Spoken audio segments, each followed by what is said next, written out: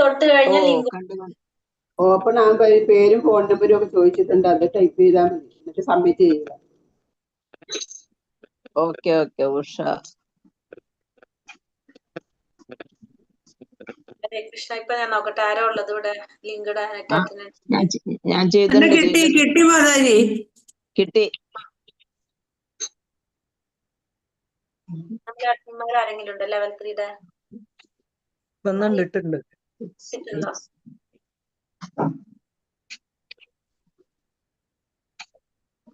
അതെ, ഇന്ദു മാതാജി ഇട്ടുണ്ടല്ലോ അറ്റൻഡൻസിന്റെ ലിങ്ക്. ആ ബ്ലൂ കളറിലുള്ള ലിങ്കുമ്മല് തൊടാം. തൊടുമ്പോൾ പേജ് ഓപ്പൺ ആയില്ലേ? ഇപ്പൊ മനസ്സിലായി. ചെയ്തു ഇന്നത്തെ അറ്റൻഡൻസ് ലിങ്ക്. ഇന്നലെ പറഞ്ഞപ്പോ ഒന്നും മനസ്സിലാവണില്ല, ഇത് എവിടെയാ എന്താ ചെയ്യണ്ടേന്ന്. ഇപ്പൊ മനസ്സിലായല്ലോ അല്ലെ? പഠിച്ചു. ഓക്കെ ആ ലിങ്ക് ഓക്കെ. ഹരേ കൃഷ്ണ. ഹരേ കൃഷ്ണ. നമ്മൾ അറിയാതെ തന്നെ കുറെ കാര്യങ്ങളൊക്കെ പഠിച്ചാണ് പോണത് അല്ലെ? ഹരേ കൃഷ്ണ. അപ്പൊ നമുക്കിന്ന് ഉപദേശാമൃതം 3ാമത്തെ ഉപദേശമാണ് നമ്മൾ ഇന്ന് പഠിക്കാനുള്ളത് അല്ലെ? ഹരേ കൃഷ്ണ. ഓം നമോ ഭഗവതേ വാസുദേവായ. ഓം നമോ ഭഗവതേ വാസുദേവായ. ഓം നമോ ഭഗവതേ വാസുദേവായ. ഓം അജ്ഞാന തിമിരാന്തസ്യ ജ്ഞാനാഞ്ജനാശലാകയ ചക്ഷുരുന്മീലിതം യേന തസ്മൈ ശ്രീ ഗുരവേ നമഃ. നമോ വിഷ്ണുപാദായ കൃഷ്ണപ്രേഷ്ഠായ ഭൂതലേ ശ്രീമതേ ഭക്തിവേദാന്ത സ്വാമിനിധി നാമിനേ. നമസ്തേ സാരസ്വതേ ദേവേ ഗൗരവാണി പ്രചാരിണേ നിർവിശേഷ ശൂന്യവാദി പാശ്ചാത്യ ദേശധാരിണേ. ജയ ശ്രീ കൃഷ്ണ ചൈതന്യ പ്രഭു നിത്യാനന്ദ ശ്രീ അദ്വൈത ഗദാധര ശ്രീവാസാദി ഗൗര ഭക്ത വൃന്ദ. ഹരേ കൃഷ്ണ കൃഷ്ണ കൃഷ്ണ ഹരേ ഹരേ, ഹരേ രാമ രാമ രാമ ഹരേ ഹരേ. ഹരേ കൃഷ്ണ. ശ്രീ രാധാ ഗോവിന്ദ് ടെമ്പിൾ ഇസ്കോൺ മാംഗ്ലൂരിന്റെ ഉപദേശാമൃതം ക്ലാസ്സിലേക്ക് എല്ലാവർക്കും സ്വാഗതം. ഹരേ കൃഷ്ണ. എല്ലാവർക്കും പ്രണാമം. നമ്മള് 2 ഉപദേശം നമ്മൾ കണ്ടിരുന്നു അല്ലെ? ഈ ഉപദേശങ്ങൾ ആർക്ക് പറഞ്ഞു കൊടുത്തതാണ്? രൂപഗോസ്വാമി പറഞ്ഞു തരുന്നതല്ലേ? അത് ആദ്യം നമ്മൾ പറഞ്ഞു ജീവഗോസ്വാമിക്ക് അയച്ച കത്തുകളാണ്. അത് നമുക്ക് ക്രോഡീകരിച്ച് തന്നതാണെന്ന് നമ്മൾ കണ്ടു അല്ലെ? അപ്പൊ 2 ഉപദേശം നമ്മൾ കണ്ടു. 1ാമത്തെ ഉപദേശം എന്തായിരുന്നു? ഗുരു വാക്ക്, മനസ്സ്, ക്രോധം, നാവ്, ഉദരോപസ്ഥം, അതിനെ ആ ത്വരകളെ ജയിക്കുക. അങ്ങനെയുള്ളവർക്ക് എന്ത് സാധിക്കും? അവർക്ക് എല്ലാത്തിനും ജയിക്കാൻ സാധിക്കും. ഇന്ദ്രിയങ്ങളെ നിയന്ത്രിച്ച് മുന്നേറാൻ ഭക്തിയില് മുന്നേറാൻ ശിഷ്യന്മാരെ ഗോസ്വാമികളായി ശിഷ്യന്മാരെ സ്വീകരിക്കാനുള്ള കഴിവുണ്ടാകും എന്നാണ് നമ്മൾ 1ാമത്തെ ഉപദേശം കണ്ടത്.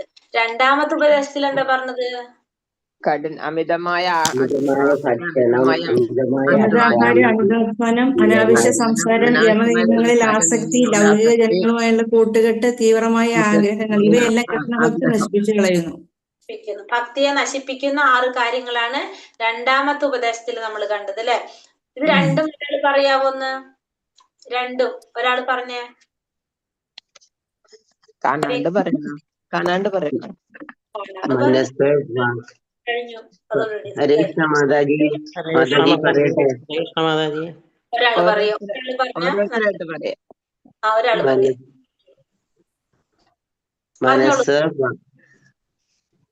മനസ്സ്, വാക്ക്. പറയട്ടെ മാതാജി. പറഞ്ഞോളൂ മാതാജി.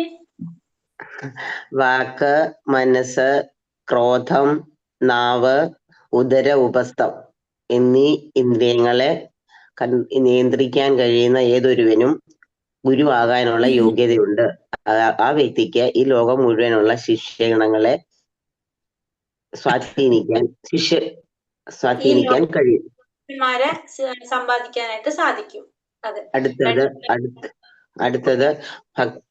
ഭക്തിയെ ബാധിക്കുന്ന 6 കാര്യങ്ങൾ: അമിതമായ അധ്വാനം, അമിതമായ ഭക്ഷണം, അനാവശ്യമായ സംസാരം, യമനിയമങ്ങളിൽ അമിതമായ ആസക്തി, ലൗകിക ജനങ്ങളുമായുള്ള കൂട്ടുകെട്ട്, തീവ്രമായ ആഗ്രഹങ്ങൾ.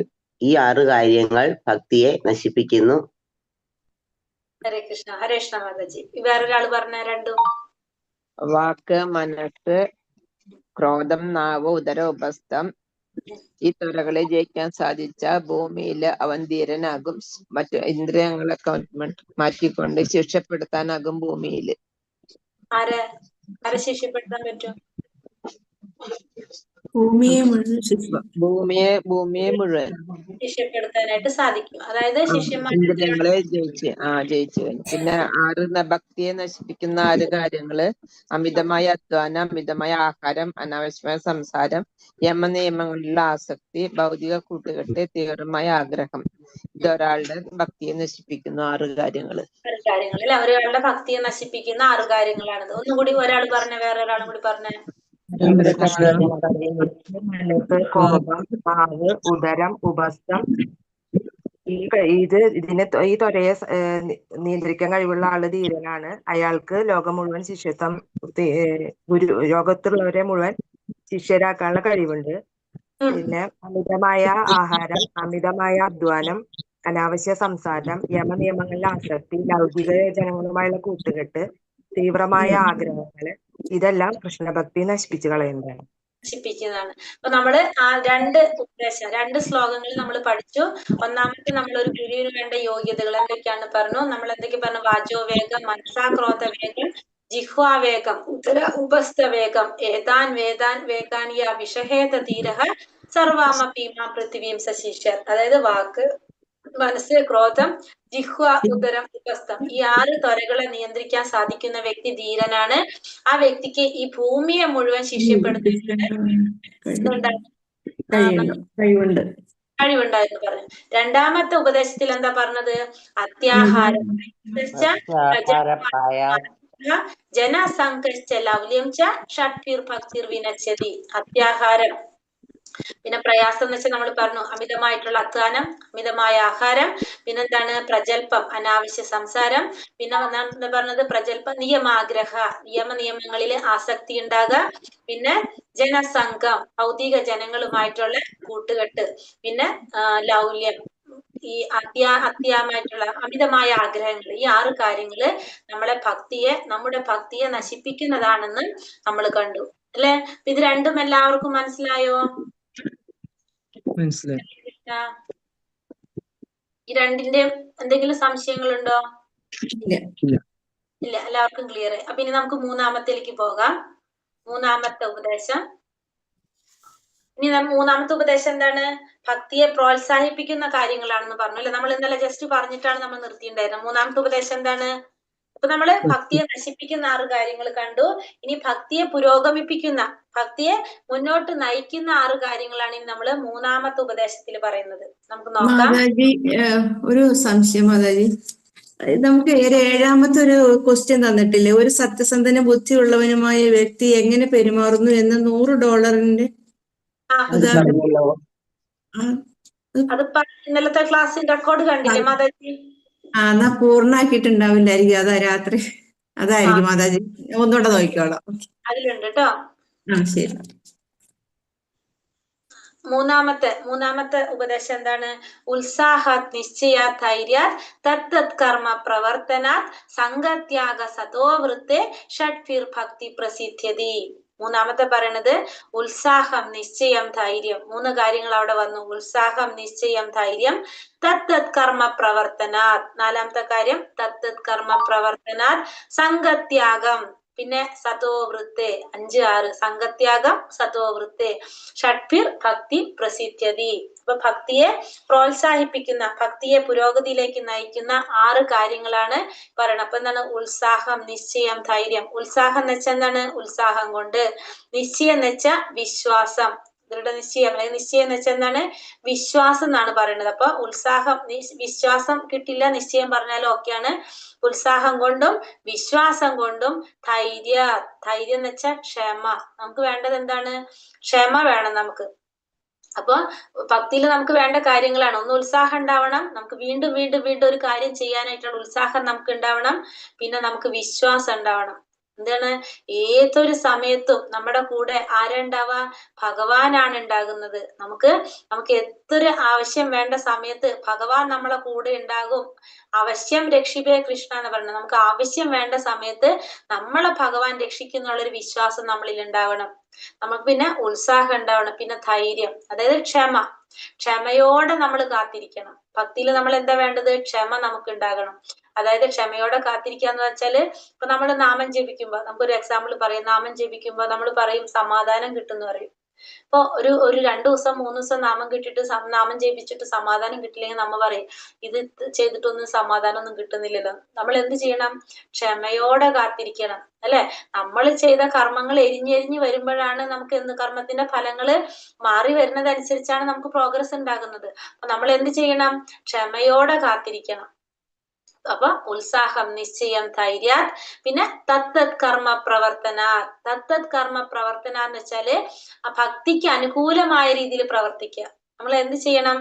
ഭക്തിയുടെ സേവനത്തിന് അനുകൂലമായിട്ടുള്ള രീതിയിൽ പ്രവർത്തിക്കുക എന്ന് വെച്ചാല് നമ്മൾ എന്ത് ചെയ്യും? ഇപ്പൊ നമ്മളിപ്പോ ഒരു ക്ലാസ് കണ്ടു, നമ്മൾ ഇന്നിപ്പോ രാവിലെ നമ്മൾ ഉപദേശാമൃതം ക്ലാസ് കഴിഞ്ഞു.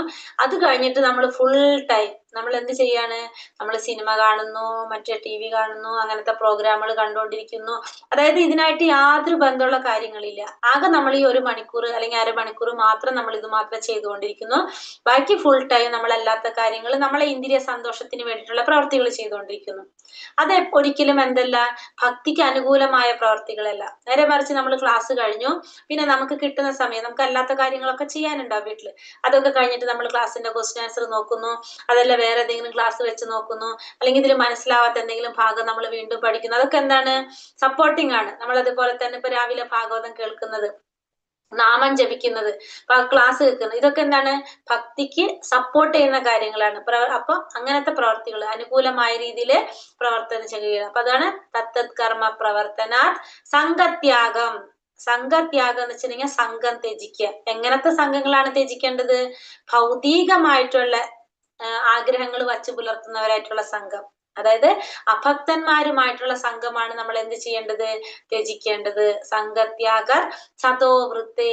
സതോവൃത്തി എന്ന് വെച്ചാല് സാധുക്കളുടെ സാധുക്കളുടെ കാലടിപ്പാടുകൾ പിന്തുടരുക, അതായത് ആചാര്യന്മാരുടെ കാലടികൾ പിന്തുടരുക. ഈ 6 കാര്യങ്ങള് നമ്മളെ ഭക്തിയെ പ്രോത്സാഹിപ്പിക്കുന്നതാണ്. ഇവിടെ എന്താണ് പറഞ്ഞത്?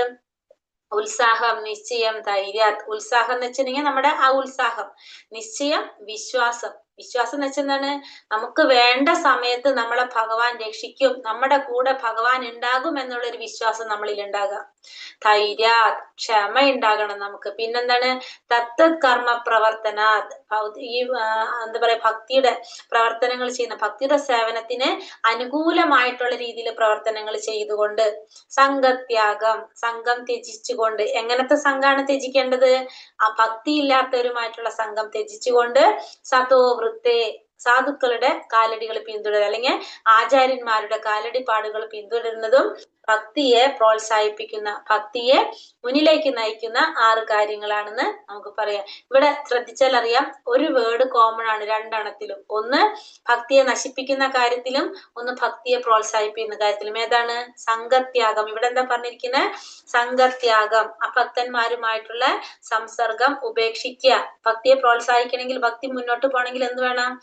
ഭക്തി ഇല്ലാത്തവരുമായിട്ടുള്ള ഒരു സംസർഗം നമ്മൾ ഉപേക്ഷിക്കണം എന്ന് പറഞ്ഞു. രണ്ടാമത്തേല് ജനസംഘശ്ച ലൗല്യം ച. ജനസംഘം. ഇവിടെയും പറയണ എന്താണ്? അഭക്തന്മാര്, അതായത് ലൗകിക ജനങ്ങളുമായിട്ടുള്ള കൂട്ടുകെട്ട് ഉപേക്ഷിക്കണം എന്ന് പറഞ്ഞു. ഉപേക്ഷിക്കണം എന്ന് വെച്ചാൽ അവരെ കാണുമ്പോൾ മിണ്ടാതെ തിരിഞ്ഞു നടക്കണം എന്നല്ല നമ്മൾ പറയണത്. എന്താണ് പറയണത്? അതിന്റെ അർത്ഥം സംഘത്യാഗം എന്ന് പറഞ്ഞാല് ഭൗതികമായിട്ടുള്ള കുട്ടികള്, ഭൗതികമായിട്ടുള്ള വിഷയങ്ങൾ ചർച്ച ചെയ്യുമ്പോൾ നമ്മൾ അത് ഒഴിവാക്കുക അവരായിട്ട്.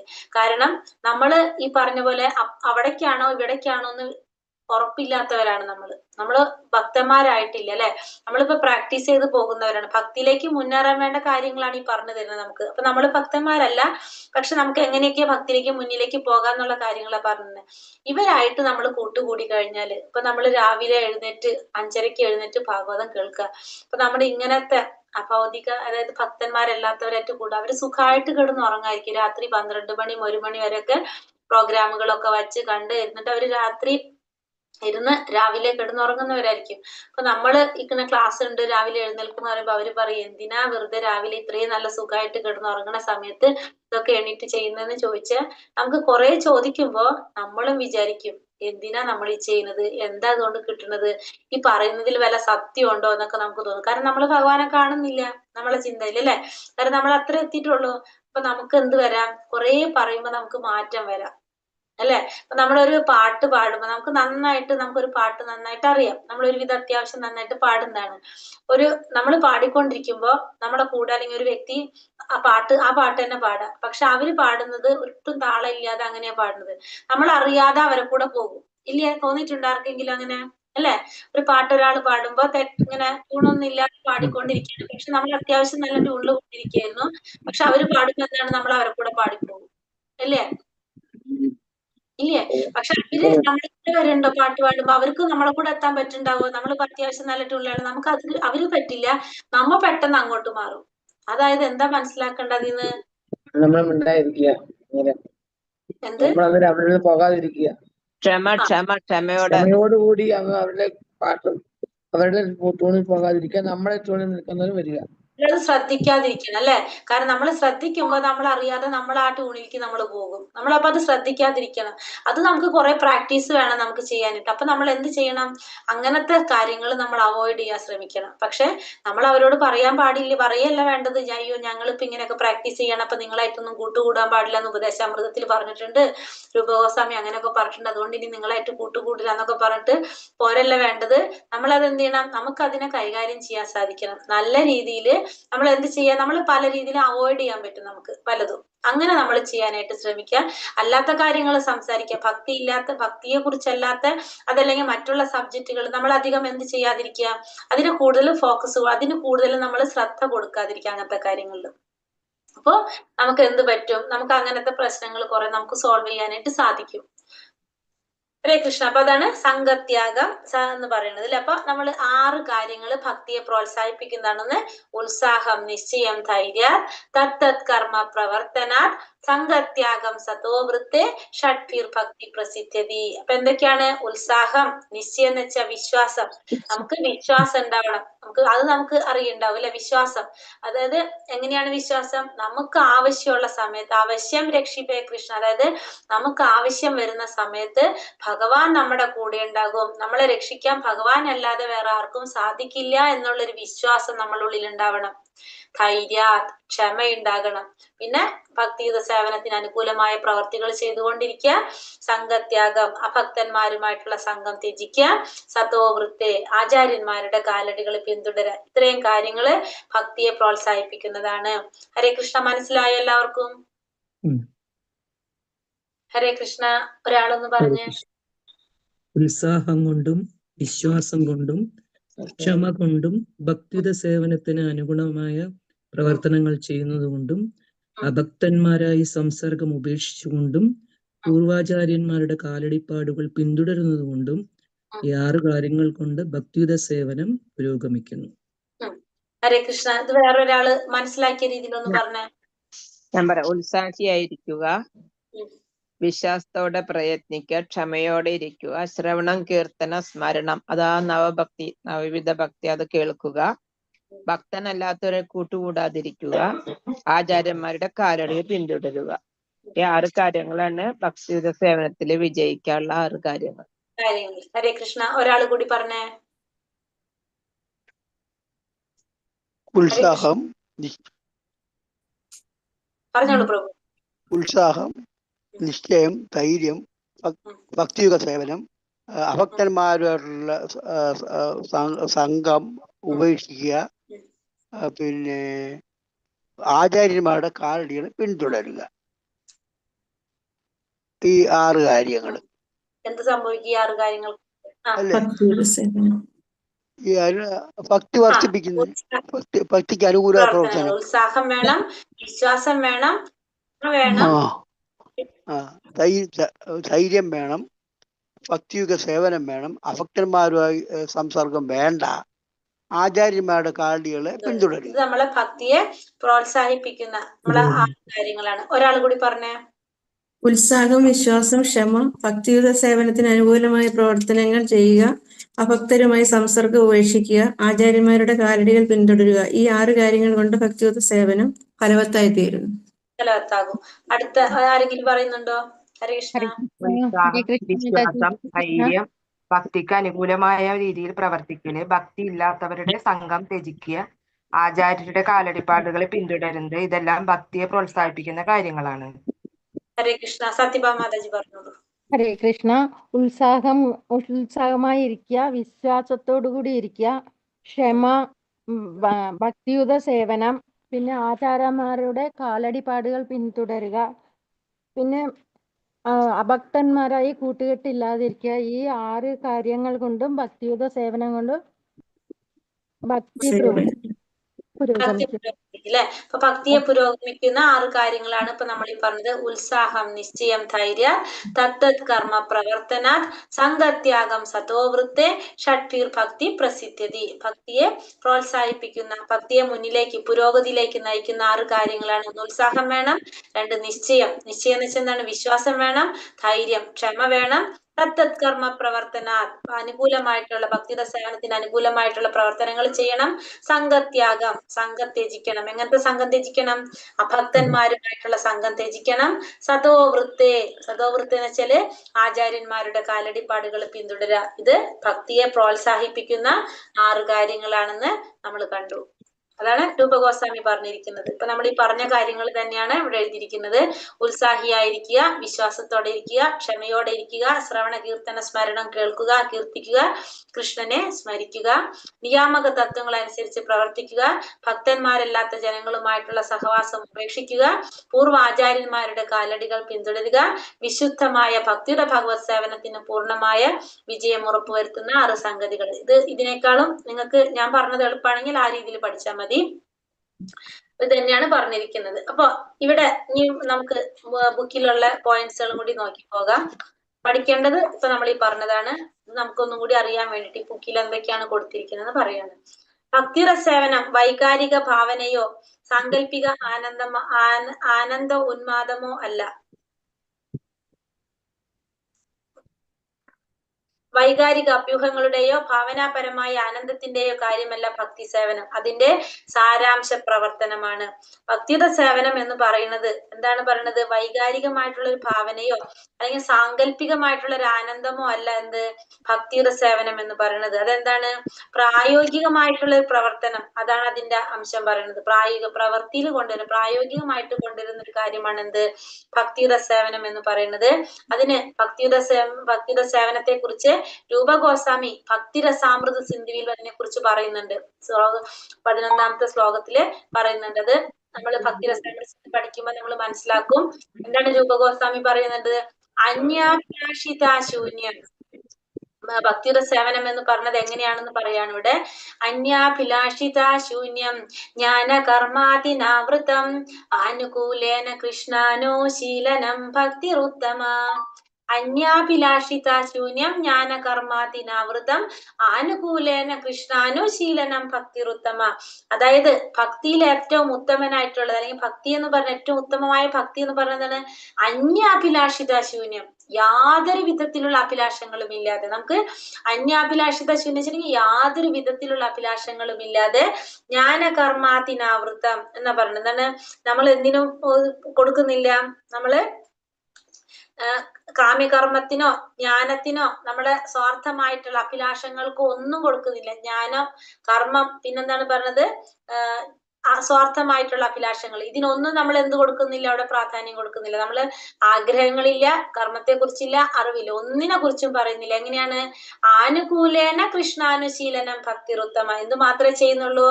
ഭഗവാന് അനുകൂലമായിട്ടുള്ള രീതിയിൽ മാത്രം പ്രവർത്തിച്ചു കൊണ്ടിരിക്കുക. അതിനാണ് നമ്മൾ എന്ത് പറയുന്നത്? ഉത്തമമായ ഭക്തിയുത സേവനം എന്ന് പറഞ്ഞപ്പോ അന്യാഭിലാഷിത ശൂന്യം, യാതൊരു അഭിലാഷങ്ങളും ഇല്ലാതെ ഭഗവാൻ അനുകൂലമായിട്ട് രീതിയിൽ നമ്മൾ ചെയ്യുക. അതാണ് ഭക്തിയിൽ ഏറ്റവും ഉത്തമമായ ഭക്തി എന്ന് പറയുന്നത്. അപ്പൊ ഭക്തി എന്ന് പറഞ്ഞാൽ എങ്ങനെയായിരിക്കണം? അന്യാഭിലാഷിത ശൂന്യം, യാതൊരു അഭിലാഷങ്ങളും ഇല്ലാതെ ജ്ഞാനകർമാതിനാവൃതം ആനുകൂലേന കൃഷ്ണാനുശീലനം ഭക്തിരുത്തമ എന്നാണ് രൂപഗോസ്വാമി പറഞ്ഞിരിക്കുന്നത്. നമ്മൾ പഠിക്കുന്നുണ്ട്. ഭക്തിരസാമൃത സിന്ധുവിൽ നമുക്ക് വരുന്നതാണ് കേട്ടോ. ഉത്തമ ഭക്തി പ്രീതി ഉളവാക്കുന്ന മട്ടിൽ ചെയ്യുന്ന ഭക്തിയുടെ സേവനമാണ്. ഈ ഭക്തി സേവനം ഫലോദ്ദേശമില്ലാത്തതെയും മറ്റ് എല്ലാ സ്വാർത്ഥ താല്പര്യമില്ലാത്തതായിരിക്കണം. അപ്പൊ നമുക്ക് യാതൊരു വിധത്തിലുള്ള സ്വാർത്ഥ താല്പര്യങ്ങളും ഇല്ലാത്തതായിരിക്കണം എന്ത് ഭക്തിയുടെ സേവനം എന്ന് പറയുന്നത്. നമുക്ക് ഒരു അഭിലാഷങ്ങളും ഒരാഗ്രഹങ്ങളും ഇല്ലാത്തതാണ് ഭക്തിയുടെ സേവനം എന്ന് പറയുന്നത്. ഭക്തി പരിശീലനമാണ്. പരിശീലനം എന്നാൽ അതിൽ പ്രവർത്തനമുണ്ടെന്നർത്ഥം. അപ്പൊ ഭക്തി എന്ന് പറഞ്ഞ എന്താണ്? ഒരു പരിശീലനമാണ്. ഇപ്പൊ നമ്മൾ ഭഗവാന് എന്തിനു വേണ്ടിയിട്ടാണ് ഭഗവാന് നമ്മള് നിവേദ്യം വയ്ക്കുന്നത്? എന്തിനാണ് നമ്മൾ ഭഗവാന് നിവേദ്യം വെക്കുന്നത്? എന്തിനു വേണ്ടിയിട്ടാണ് നമ്മൾ ഭഗവാന് നിവേദ്യം വയ്ക്കുന്നത്? അത് പ്രസാദ ഭഗവാനെ കഴിക്കുകയും ചെയ്യും. നമുക്ക് ഭഗവാന്റെ ഒരു പ്രസാദമായിട്ട് കിട്ടുകയും ചെയ്യും. നമ്മുടെ മനഃശുദ്ധിയൊക്കെ നമ്മള് ശുദ്ധാവാൻ വേണ്ടിട്ടും ഭഗവാന്റെ പ്രസാദം. ശരി, അതൊക്കെ. പിന്നെ വേറെ എന്തെങ്കിലും കാരണമുണ്ടോ? ഭഗവാന് കൊടുക്കണത് നല്ലതല്ലേ? നമുക്കൊരു ശീലമാകും എല്ലാ ദിവസവും ഭഗവാൻ കൊടുത്തിട്ട് കഴിക്കുക. അല്ലാതെ വേറെ എന്തെങ്കിലും കാരണമുണ്ടോ? ഭഗവാനും നമ്മളെ പോലെയല്ലേ, ഭഗവാനും വിശക്കില്ലേ? അതെ. ഭഗവാന് നേദിച്ചു കഴിഞ്ഞാൽ ആ ആഹാരം നമുക്ക് പരിശുദ്ധമായിരിക്കും.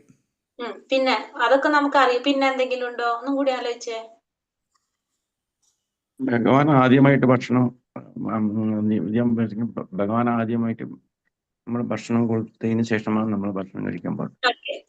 പിന്നെന്തെങ്കിലും കാരണമുണ്ടോ? ഭക്തന്മാർ എന്നെ ഓർക്കുന്നു എന്ന് പറഞ്ഞിട്ടുണ്ട്.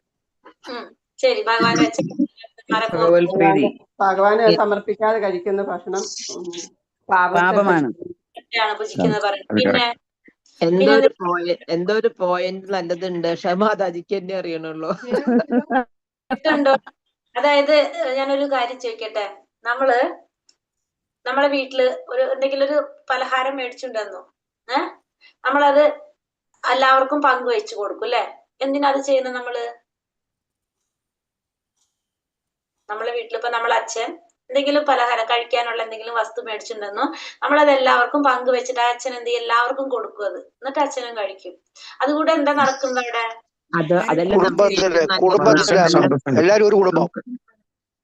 എല്ലാരും ഒരു കുടുംബം. അതായത് ഒരു സ്നേഹ കൈമാറ്റം ആണോ? സന്തുഷ്ട കുടുംബം അല്ലെ? ഒരു സ്നേഹ കൈമാറ്റം അവിടെ നടക്കുന്നതാണ് അല്ലെ? ഇതൊക്കെ നമ്മൾ ഈ പറഞ്ഞതൊക്കെ ശരിയാണ്. പാപത്തെ പൂജിക്കുന്നത്, ഭഗവാന് വെച്ചില്ലെങ്കിൽ നമുക്ക് ഭഗവാനെ സ്മരിക്കാൻ പറ്റും. അതൊക്കെ പോയിന്റ് കറക്റ്റ് ആണ്. പക്ഷെ അവിടെ എന്തുകൂടി നടക്കുന്നുണ്ട്? ഒരു സ്നേഹ കൈമാറ്റം നമ്മൾ നടത്തുന്നുണ്ട് ഇല്ലേ? അതായത് എന്തൊരു കാര്യം, കാരണം ഭഗവാൻ തന്നെയാണ് ഒക്കെ തന്നിരിക്കുന്നത്. അപ്പൊ നമ്മളത് ഭഗവാന് വെക്കുമ്പോ എന്താ സംഭവിക്കുന്നത്? അവിടെ നമ്മളും ഭഗവാനും തമ്മിലുള്ള ഒരു സ്നേഹം കൈമാറ്റം അവിടെ നടക്കുന്നുണ്ട്. ഇല്ല, ബോണ്ടിങ് വരുന്നില്ല അവിടെ കറക്റ്റ് ആയിട്ട്. വലിയൊരു കാര്യം എന്താണ് അവിടെ? സ്നേഹം. അപ്പോഴാണ് നമുക്ക് എന്ത് മനസ്സിലാകുന്നത്? നമുക്ക് വിശ്വാസം വരുന്നത് ഭഗവാനില്. ഏത് ആവശ്യമുള്ള സമയത്ത് നമ്മളെ സഹായിക്കും അല്ലെങ്കിൽ ഒരു വിശ്വാസം നമ്മുടെ ഉള്ളിൽ വരുന്നതാണ്. കാരണം നമ്മളും ഭഗവാനും തമ്മിലൊരു ബോണ്ട് ഉണ്ട് അവിടെ. നമ്മള് ആ ഒരു സ്നേഹ കൈമാറ്റം അവിടെ നടക്കുന്നുണ്ട്. മനസ്സിലാവുണ്ടോ ഞാൻ പറഞ്ഞത്? അപ്പൊ അതാണ് ഒരു പോയിന്റ് നമുക്ക് മെയിൻ ആയിട്ട് പറയുന്നത്. അപ്പൊ ഭക്തി എന്ന് പറഞ്ഞാൽ എന്താണ്? ഒരു പരിശീലനമാണ്. അവിടെ ഒരു പ്രവൃത്തി നടക്കുന്നുണ്ട്. അപ്പൊ നമ്മളെ ഒരു സ്നേഹം, ഭക്തി എന്ന് വെച്ചാൽ ശരിക്കും എന്താണ്? സ്നേഹമാണ്. നമ്മള് സ്നേഹം ഉണ്ടെന്ന് പറഞ്ഞിട്ട് ഇപ്പൊ നമുക്ക് അറിയാറുണ്ടല്ലേ? ഞാൻ പറയാറുണ്ട് ക്ലാസ്സിൽ എപ്പോഴും പറഞ്ഞൊരു കാര്യമാണ്. നമ്മള് മക്കളോട് നമുക്ക് സ്നേഹം ഉണ്ടെന്ന് പറഞ്ഞിട്ട് നമ്മൾ അവർക്ക് വേണ്ടി ഒന്നും ചെയ്യാതെ എനിക്ക് ഭയങ്കര സ്നേഹാട്ടോ, എനിക്ക് ഭയങ്കര ഇഷ്ടാന്ന് പറഞ്ഞാല് അതിന് അവിടെ ഒരു പ്രവൃത്തി നടക്കുന്നുണ്ടോ? ഇല്ല. നമ്മൾ എന്ത് ചെയ്യും? അവർക്ക് വേണ്ടതൊക്കെ നമ്മൾ ചെയ്തു കൊടുക്കും. അവർക്ക് ഇപ്പൊ സ്കൂളിൽ പോകുന്നവരാണെങ്കിൽ സ്കൂൾ ഭക്ഷണം ഉണ്ടാക്കി കൊടുക്കും, അവരെ റെഡിയാക്കി കൊടുക്കും. അവർക്ക് എന്തൊക്കെ നമ്മൾ ചെയ്തു കൊടുക്കാൻ്റെ അതൊക്കെ നമ്മൾ ചെയ്തു കൊടുക്കും. കാരണം ആ സ്നേഹം കൈമാറ്റാണ് അവിടെ നടക്കുന്നത്. അതിലൂടെയാണ് എന്ത് സംഭവിക്കുന്നത്? നമ്മൾ ആ ഒരു ബോണ്ടിങ് വരുന്നത് അല്ലെ? നമുക്ക് അങ്ങോട്ടും ഇങ്ങോട്ടും ആ ഒരു അടുപ്പം ഫീൽ ചെയ്യുന്നത്. അല്ലാതെ ഇപ്പൊ നമ്മളെ മക്കളാണെന്ന് പറഞ്ഞ് എന്റെ മക്കളാണ് എന്തായാലും കുഴപ്പമില്ല എന്ന് പറഞ്ഞിട്ട് നമ്മൾ ഒന്നും ചെയ്യാതെ നമ്മൾ ഇരിക്കുകയാണെങ്കിലോ അത് വരുന്നില്ല അവിടെ. അപ്പൊ നമ്മൾ ആ സ്നേഹം നമ്മൾ എന്ത് ചെയ്യണം? പ്രകടിപ്പിക്കണം. നമുക്ക് അവരോടുള്ള ഒരു സ്നേഹം നമ്മൾ പ്രകടിപ്പിക്കണം. അത് തന്നെയാണ് ഇവിടെ ഭക്തി എന്ന് പറഞ്ഞാൽ എന്താണ്? ഭഗവാനോടുള്ള സ്നേഹം. അത് നമ്മൾ എന്ത് ചെയ്തിരിക്കണം? പ്രകടിപ്പിച്ചിരിക്കണം. അപ്പൊ നമ്മള് ഭഗവാനോട് സ്നേഹം ഉണ്ടെങ്കിൽ നമ്മൾ എന്താ ചെയ്യേണ്ടത്? നമുക്ക് എങ്ങനെയൊക്കെ ഭഗവാൻ അത് പ്രകടിപ്പിക്കാൻ സാധിക്കുമോ അങ്ങനെയൊക്കെ നമ്മൾ ചെയ്യണം. അപ്പൊ ഒരു സ്നേഹ കൈമാറ്റാണ് അവിടെ നടക്കുന്നത്. ഇനി 9 തരം ഭക്തിയെ കുറിച്ച് നമുക്കറിയാവുന്ന കാര്യമാണിത്. 9 തരത്തിലുള്ള ഭക്തി നമ്മൾ രണ്ടാമത്തെ ലെവലിൽ പഠിച്ചിട്ടുള്ളതാണ്. പരമപുരുഷനായ ഭഗവാന്റെ നാമം ദിവ്യാപദാനങ്ങളും കേൾക്കുക, ശ്രവണം. അതിന് പറയുന്ന പേരെന്താണ്? ശ്രവണം. ഭഗവാന്റെ അപദാനങ്ങളെ കീർത്തിക്കുക, ശ്രവണം, കീർത്തനം. പിന്നെ സ്മരിക്കുക, പാദാരവിന്ദങ്ങളെ സേവിക്കുക, പൂജിക്കുക, നമസ്കരിക്കുക, അനുഷ്ഠിക്കുക, മൈത്രിയിൽ ഏർപ്പെടുക, പൂർണ്ണമായും ഭഗവാന് സമർപ്പിക്കുക. അതായത് ശ്രവണം, കീർത്തനം, വിഷ്ണു സ്മരണം, പാദസേവനം, അർച്ചനം, വന്ദനം, ദാസ്യം, സാഖ്യം, ആത്മനിവേദനം. ഇതാണെന്ത്? നവവിധ ഭക്തി. നവവിധ ഭക്തി ആരെങ്കിലും ഉണ്ടോ? എല്ലാവർക്കും അറിയാം. എല്ലാവർക്കും അറിയാലോ നവവിധ ഭക്തി. അപ്പൊ ഈ നവവിധ ഭക്തിയിലൂടെ നമുക്ക് എന്ത് സാധിക്കും? ഭഗവാനെ പ്രാപിക്കാനായിട്ട്, സാക്ഷാത്കാരം നേടാനായിട്ട് സാധിക്കും. ഇത് ഒരെണ്ണായിട്ട് എല്ലാം ചെയ്തവരും ഉണ്ട് അല്ലെ, എല്ലാം ചെയ്തിട്ടുള്ള വ്യക്തികളും ഉണ്ട്. ഒരു ആത്മീയ ഗുരുവിനെ സമീപിച്ച് സത്യം പഠിക്കാൻ ശ്രമിക്കുക, അദ്ദേഹത്തിൽ നിന്ന് വിനയപൂർവ്വം അന്വേഷിക്കുകയും അദ്ദേഹത്തിന് നിങ്ങൾക്ക് അറിവ് നൽകാൻ കഴിയും. എന്താണ് പറഞ്ഞത്? ഒരു ആത്മീയ ഗുരുവിനെ സമീപിച്ച് നമുക്ക് ഭഗവാനെ കുറിച്ച് മനസ്സിലാക്കണമെങ്കിൽ നമുക്ക് ആര് വേണം? നമുക്കൊരു ഗുരു വേണം. ഗുരുവിലൂടെയാണ് നമുക്ക് എന്തറിയാൻ സാധിക്കുന്നത്? ഭഗവാൻ എന്ന് പറഞ്ഞ പരമമായ സത്യമാണ്. ആ സത്യത്തെ കുറിച്ച് അറിയണമെങ്കിൽ നമുക്ക് ആര് വേണം? ഒരു ഗുരു. ആ ഗുരു എങ്ങനെയായിരിക്കണം? നമ്മൾ കഴിഞ്ഞ ഉപദേശത്തിൽ നമ്മൾ കണ്ടു. അങ്ങനെയുള്ള ഒരു ഗുരുവിൽ നിന്ന് വിനയത്തോടെ നമ്മൾ ചോദിച്ചു മനസ്സിലാക്കണം. ഭഗവാൻ പറയുന്നുണ്ട് ഭഗവത്ഗീതയിൽ അല്ലെ, 4-ാമത്തെ അധ്യായത്തിൽ പറയുന്നുണ്ട്, തദ്വിധി പ്രണിപാതേന പരിപ്രശ്നേന സേവയ ഉപദേശന്തി തേ ജ്ഞാനം ജ്ഞാനിനത്വദർശിന എന്ന് പറയുന്ന ഒരു ഗുരുവിനെ കണ്ടെത്തി ആ ഗുരുവിൽ നിന്ന് ചോദിച്ചറിയണം. നമ്മൾ സത്യത്തെ കുറിച്ച് മനസ്സിലാക്കാനായിട്ട് ശ്രമിക്കണം. വിനയത്തോടെ നമ്മൾ സേവന മനോഭാവത്തോടെ ആയിരിക്കണം ആരോട് ചോദിക്കേണ്ടത്? ഗുരുവിനോട് ചോദിക്കേണ്ടത്. ഗുരു എന്ന് പറയുന്നത് ഭഗവാന്റെ പ്രതിനിധിയാണ്, ഭഗവാൻ തന്നെയാണെന്ന് ഭഗവാൻ പറയുന്നുണ്ട് ഗുരു എന്ന് പറയുന്നത്. അപ്പൊ ആ ഗുരുവിൽ നിന്ന് നമുക്കറിയാം, നമ്മളിപ്പോ സ്കൂളിൽ നമ്മൾ ഈ ഭൗതികമായിട്ടുള്ള അറിവ് നേടാനായിട്ട് നമ്മൾ എന്ത് ചെയ്യുന്നുണ്ട്? സ്കൂളിൽ പോയിട്ട് അഡ്മിഷൻ എടുത്ത് ഒരു ടീച്ചറുടെ പറഞ്ഞതനുസരിച്ച് ടീച്ചർ പറയുന്നതനുസരിച്ചാണ് നമ്മൾ അവിടെ പഠിക്കുന്നത്. അവിടെ നമുക്ക് എന്തുണ്ട്? അപ്പൊ നമുക്ക് ആരുണ്ട്? നമുക്ക് അവിടെ ഒരു ഗുരു ഉണ്ട്. അപ്പോ അത് നമുക്ക് എന്താണ്? നമ്മുടെ ഇന്ദ്രിയങ്ങൾക്ക് അപ്പുറത്തുള്ള കാര്യങ്ങളല്ല അത്. നമുക്ക് വായിച്ച് പഠിച്ചാലും നമുക്കത് മനസ്സിലാക്കാൻ സാധിക്കും. അതിലെന്താണ് പറഞ്ഞിരിക്കുന്നത്? ഇപ്പൊ എന്താ പറയാ, മാത്സ് അഡീഷൻ ചെയ്യാനാണെങ്കിൽ ഒരു കുറച്ചു നേരം ഇത്തിരി മനസ്സിലാക്കുക, അല്ലെങ്കിൽ ഒരാള് ആര് പറഞ്ഞാലും ഇപ്പൊ വീട്ടിലെ അമ്മ പറഞ്ഞാലും നമുക്കത് അറിയാൻ സാധിക്കും എങ്ങനെയാണ് ആഡ് ചെയ്യേണ്ടതെന്നുള്ളത്. അതിനിപ്പോ നമുക്കൊരു ടീച്ചർ അടുത്ത് പോയില്ലെങ്കിലും നമുക്ക് ചെയ്യാനായിട്ട് സാധിക്കും. പക്ഷേ അപ്പൊ ഇങ്ങനെയാണെങ്കിൽ പിന്നെ നമ്മൾ എന്തുകൊണ്ടാണ് ആത്മീയമായിട്ടുള്ള കാര്യങ്ങൾ പഠിക്കാൻ നമ്മൾ ഒരു ഗുരുവിനെ സമീപിക്കാത്തത്? കാരണം അത് നമ്മുടെ ഇന്ദ്രിയങ്ങൾക്ക് അപ്പുറത്തുള്ള കാര്യങ്ങളാണ്, അതീന്ദ്രിയമായിട്ടുള്ള കാര്യങ്ങൾ. ഭഗവാനെ കുറിച്ച് മനസ്സിലാക്കാൻ ആർക്കേ പറ്റുള്ളൂ? അതീന്ദ്രിയ വ്യക്തികൾക്കേ സാധിക്കുള്ളൂ. അതീന്ദ്രിയ വ്യക്തി എന്ന് വെച്ചാല് ഭഗവാന് ഫുള്ള് സറണ്ടർ ആയിട്ടുള്ള വ്യക്തികൾ അല്ലെ. അങ്ങനെയല്ല, ഇത് നമ്മുടെ അവിടെ ഇന്ദ്രിയങ്ങൾ മുഴുവനും ഭഗവാന് സമർപ്പിച്ചവര്, ഫുള്ള് ശരീരം കൊണ്ടും മനസ്സുകൊണ്ടും ആത്മാവ് കൊണ്ടും ഭഗവാന് സേവനം ചെയ്തിരിക്കുന്നവരാണ് അതീന്ദ്രിയ വ്യക്തികൾ അല്ലെങ്കിൽ മഹാത്മാക്കൾ. അവർക്കാണ് എന്ത് സാധിക്കുക? ഭഗവാനെ കുറിച്ച് തത്വത്തിൽ ശരിയായ രീതിയിൽ മനസ്സിലാക്കാൻ സാധിക്കുക. അപ്പൊ അങ്ങനെയുള്ളൊരു ഗുരുവിനെ സ്വീകരിച്ചാൽ നമുക്ക് എന്ത് സാധിക്കും? ആ സത്യം കണ്ടെത്താനായിട്ട്, ആ സത്യത്തെ കുറിച്ച് അറിയാനായിട്ട് സാധിക്കും. അപ്പൊ നമുക്ക് ആരാവശ്യമാണ്? ഗുരു അത്യാവശ്യമാണ്. കാരണം ആത്മീയമായിട്ടുള്ള കാര്യങ്ങൾ, അതീന്ദ്രിയമായ കാര്യങ്ങൾ മനസ്സിലാക്കണമെങ്കിൽ നമുക്ക് ആരിലൂടെ സാധിക്കുള്ളൂ? ഒരു ഗുരുവിലൂടെ സാധിക്കുള്ളൂ. കാരണം നമ്മുടെ ഇന്ദ്രിയങ്ങളിൽ അപൂർണമായത് കൊണ്ട് തന്നെ അതീന്ദ്രിയമായ കാര്യങ്ങളെ മനസ്സിലാക്കാൻ നമുക്ക് സാധിക്കില്ല. മുണ്ടകോപനിഷത്തിൽ പറയുന്നതാണ് തദ്വിജ്ഞാനാർത്ഥം സാ ഗുരും ഏവാധിഗച്ഛാത്. അതായത് ആ ദിവ്യമായ അതീന്ദ്രിയ ശാസ്ത്രം മനസ്സിലാക്കാൻ ഒരു യഥാർത്ഥ ആത്മീയ ഗുരുവിനെ സമീപിക്കണം. ആ ജ്ഞാനം മനസ്സിലാക്കാൻ നമ്മൾ എന്ത് വേണം? ഒരു ആത്മീയ ഗുരുവിനെ, യഥാർത്ഥ ആത്മീയ ഗുരുവിനെ സമീപിക്കണം എന്നാണ് പറയുന്നത്. ഭഗവത് സന്നിധിയിലേക്ക് മടങ്ങുന്നതിനുള്ള സന്ദർഭം ഉത്സാഹപൂർവ്വം എല്ലാവരും സ്വീകരിക്കേണ്ടതാണ്.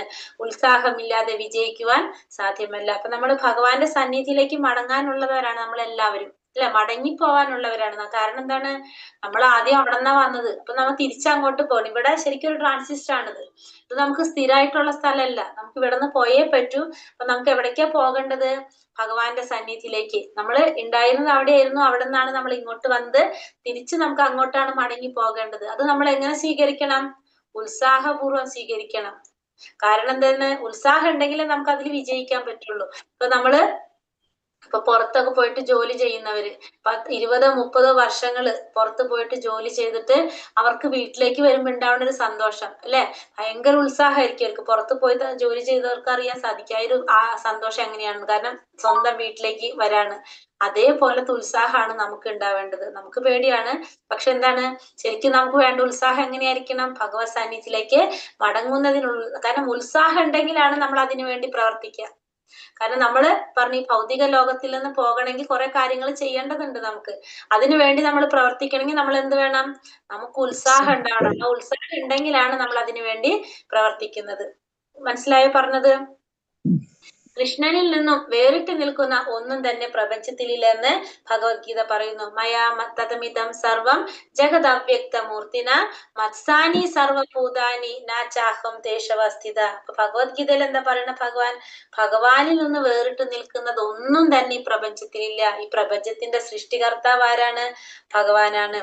പ്രപഞ്ചത്തിലുള്ളതെല്ലാതും ആരിലാണ് നിലനിൽക്കുന്നത്? ഭഗവാനിലാണ് നിൽക്കുന്നത്. ചലിക്കുന്നതും ചലിക്കാത്തതും സർവ്വചരാചരങ്ങളും ആരുടെ സൃഷ്ടിയാണെന്ന് പറയുന്നത്? ഭഗവാന്റെ സൃഷ്ടിയാണ്. അപ്പൊ ഭഗവാനിൽ നിന്ന് വേറിട്ട് നിൽക്കുന്ന ഒന്നും തന്നെ എവിടെ ഇല്ല? ഈ പ്രപഞ്ചത്തില് ഇല്ല. എന്റെ അവ്യക്തമായ രൂപത്തിൽ ഞാൻ പ്രപഞ്ചം മുഴുവൻ വ്യാപിച്ചിരിക്കുന്നു. എല്ലാ ജീവജാലങ്ങളും എന്നിലുണ്ട്, പക്ഷെ ഞാൻ അവയിലല്ല സ്ഥിതി ചെയ്യുന്നത്. ഭഗവത്ഗീതയിൽ പറഞ്ഞ കാര്യങ്ങളാണ് ഇപ്പൊ ഇവിടെ ഒക്കെ പറഞ്ഞു പോണത്. അപ്പൊ എല്ലാം ഭഗവാനിലാണ് നിലനിൽക്കുന്നത്. ഈ പ്രപഞ്ചം മുഴുവൻ വ്യാപിച്ചിരിക്കുന്നത് ഭഗവാന്റെ അവ്യക്തമായ രൂപത്തിൽ. ഈ പ്രപഞ്ചം മുഴുവൻ ഭഗവാൻ വ്യാപിച്ചിരിക്കുകയാണ്.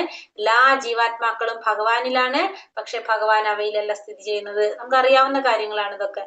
ഒരു യഥാർത്ഥ ഭക്തൻ അറിയാം, ഒരു വസ്തുവും കൃഷ്ണനിൽ നിന്ന് സ്വതന്ത്രമല്ല. തന്മൂലം എല്ലാം കൃഷ്ണ സേവനത്തിൽ ബന്ധപ്പെട്ടിരിക്കുന്നു. അപ്പൊ ഒന്നും ഭഗവാനിൽ നിന്ന് സ്വതന്ത്രമായിട്ടുള്ളത് ഒന്നുമില്ല. എല്ലാത്തിലും ആരുടെ അംശമുണ്ട്? എല്ലാം ഭഗവാന്റെ അംശമാണ്. അതുകൊണ്ട് എല്ലാം എന്ത് വേണം? ഭഗവാന്റെ സേവനത്തില് ബന്ധപ്പെട്ടിരിക്കുന്നതാണെന്നും മനസ്സിലാക്കാം. കൃഷ്ണാവബോധത്തോടു കൂടി ബുദ്ധിപൂർവ്വം നടത്തുന്ന പ്രയത്നത്തെ ഉത്സാഹം എന്ന് പറയുന്നു. ഉത്സാഹം എന്ന് വെച്ചാൽ എന്താണ്? കൃഷ്ണാവബോധത്തോടു കൂടി പ്രവർത്തിക്കുക, ബുദ്ധിപൂർവ്വം ചെയ്യുന്ന പ്രവൃത്തിയാണ് നമ്മൾ എന്ത് പറയുന്നത്? ഉത്സാഹം എന്ന് പറയുന്നത്. ഭഗവത് സേവനത്തിന് വേണ്ടി പ്രയോജനപ്പെടുത്തക്ക വേണ്ട മാർഗങ്ങൾ ശരിപ്പെടുത്താൻ ഭക്തന്മാർക്കറിയാം. അപ്പൊ എല്ലാ പ്രവർത്തികളും എന്ത് ചെയ്യണം? ഭഗവാന്റെ സേവനത്തിന് വേണ്ടിയിട്ട് ഉപയോഗിക്കേണ്ട രീതിയിൽ അത് നമ്മൾ വഴികൾ റെഡിയാക്കി വെക്കുക. അത് ആർക്കറിയാം? ഭക്തന്മാർക്കറിയാൻ സാധിക്കും. പ്രവർത്തനങ്ങൾ ക്ഷമയോടെ നിർവഹിക്കണം. കൃഷ്ണാവബോധത്തിൽ ഒരാൾ അക്ഷമനാകരുത്. അപ്പൊ പ്രവർത്തനങ്ങൾ എങ്ങനെ ചെയ്യണം? ക്ഷമയോടെ നമ്മൾ നിർവഹിക്കണം. കൃഷ്ണാവബോധത്തിൽ നമ്മൾ എങ്ങനെ ആവാൻ പാടില്ല? അക്ഷമനാവാൻ പാടില്ല. ഗുരുവിൽ നിന്ന് നിർദ്ദേശങ്ങൾ സ്വീകരിച്ച് ഗുരുവിലും കൃഷ്ണനും സമർപ്പണ ബുദ്ധിയോടുകൂടി അവ ചെയ്തു തീർക്കണം. അപ്പൊ ഒരു ഗുരുവിൽ നിന്ന് നമുക്ക് വേണ്ട നിർദ്ദേശങ്ങൾ എന്തൊക്കെയാണോ ആ ഗുരു പറയുന്നത് അത് നമ്മൾ സ്വീകരിക്കണം.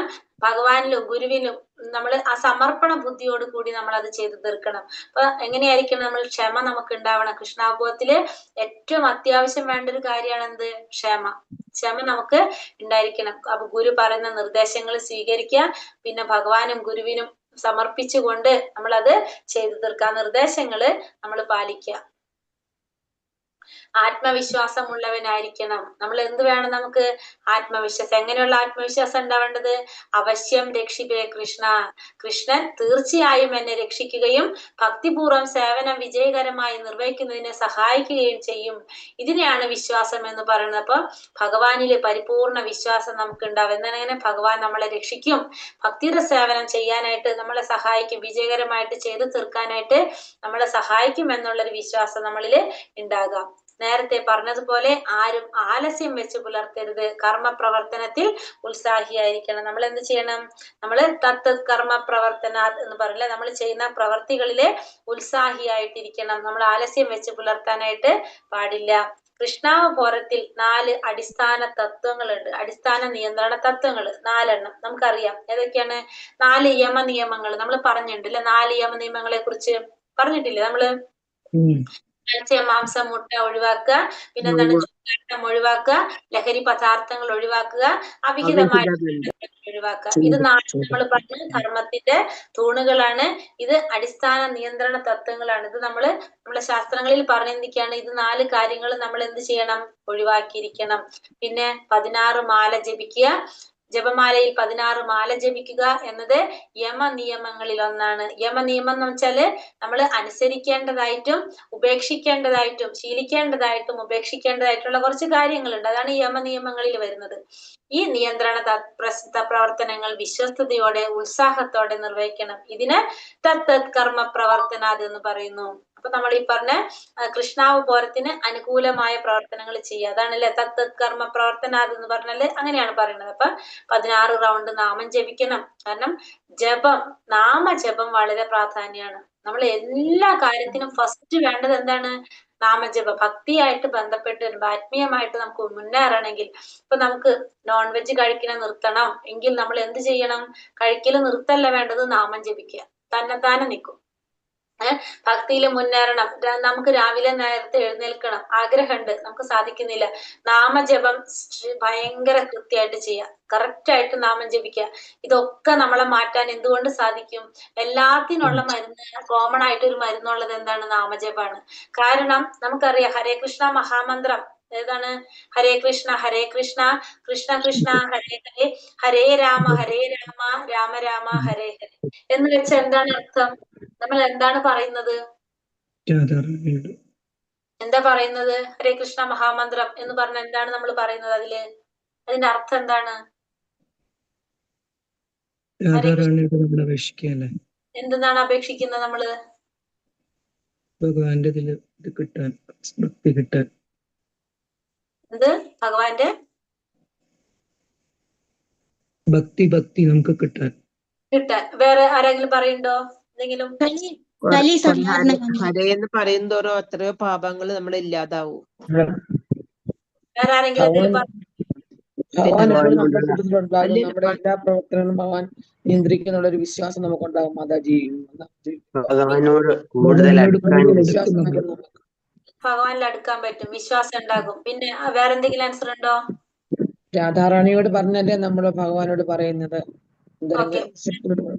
പിന്നെ വേറെ എന്തെങ്കിലും പറയുന്നുണ്ടോ ആരെങ്കിലും? സന്ധാരണ മന്ത്രം. ഓക്കെ, അതൊക്കെ എന്തെങ്കിലും പറയുന്നുണ്ടോ അതില്? അതിന്റെ അർത്ഥം എന്താണ്? നാമജപം ഹരേ കൃഷ്ണ മഹാമന്ത്രം എന്നുകൊണ്ട് അർത്ഥം പറയുന്നത് രാധാറാണിയോട് പ്രാർത്ഥിക്കുകയാണ്. അതായത് ഭഗവാന് സേവനം ചെയ്യാനായിട്ട്. ഇതൊക്കെ ആരുടെ? ഭക്തിയുടെ സേവനം ആരുടെ നിയന്ത്രണത്തിലാണ്? രാധാറാണിയുടെ നിയന്ത്രണത്തിലാണ്. ഭക്തിയുടെ സേവനം ഭഗവാനെ പോലും ആകർഷിക്കുന്നതാണെന്നാണ് പറയുന്നത്. ഭക്തിയുടെ സേവനം ഭഗവാനെ പോലും ആകർഷിക്കുന്നതാണ്. കാരണം അത് രാധാറാണിയുടെ നിയന്ത്രണത്തിലാണ്. അപ്പോ ഭക്തിയുടെ സേവനം ചെയ്യാനായിട്ട് നമ്മൾ രാധാറാണിയോട് പ്രാർത്ഥിക്കുന്നതാണ് ഹരേ കൃഷ്ണ മഹാമന്ത്രം. ഹരേ കൃഷ്ണ കൃഷ്ണ കൃഷ്ണ ഹരേ ഹരേ, ഹരേ രാമ രാമ രാമ ഹരേ ഹരേ എന്ന് വെച്ചാല് നമ്മൾ രാധാറാണിയോട് പ്രാർത്ഥിക്കുകയാണ് ഭഗവാന്റെ സേവനം ചെയ്യാനായിട്ട് നമുക്ക് കൂടി അവസരം തരണേ, നമ്മളെയും കൂടി അതിൽ ഉൾപ്പെടുത്തണേ എന്നാണ് നമ്മൾ പ്രാർത്ഥിക്കുന്നത്. അതാണ് ഈ ഹരേ കൃഷ്ണ നമ്മൾ ഈ ചൊല്ലുന്ന ഈ മന്ത്രത്തിന്റെ അർത്ഥം. അത് നമ്മൾ ആത്മാർത്ഥമായിട്ട് ചൊല്ലിക്കഴിഞ്ഞാൽ ഭഗവാന്റെ സേവനം ചെയ്യാനായിട്ട് നമുക്ക് കുറെ കാര്യങ്ങൾ യോഗ്യത വേണം നമുക്ക്, അല്ലെ? അപ്പൊ ആ യോഗ്യതയിലേക്ക് നമ്മൾ എത്തിക്കാൻ ആര് സഹായിക്കും? രാധാറാണി സഹായിക്കും. ഹരേ നമുക്ക് എന്തും ചെയ്യണമെങ്കിൽ നമ്മൾ ഫസ്റ്റ് എന്ത് ചെയ്യണം? അപ്പൊ ഭക്തിയുടെ ആദ്യത്തെ സ്റ്റെപ്പ് എന്താണ്?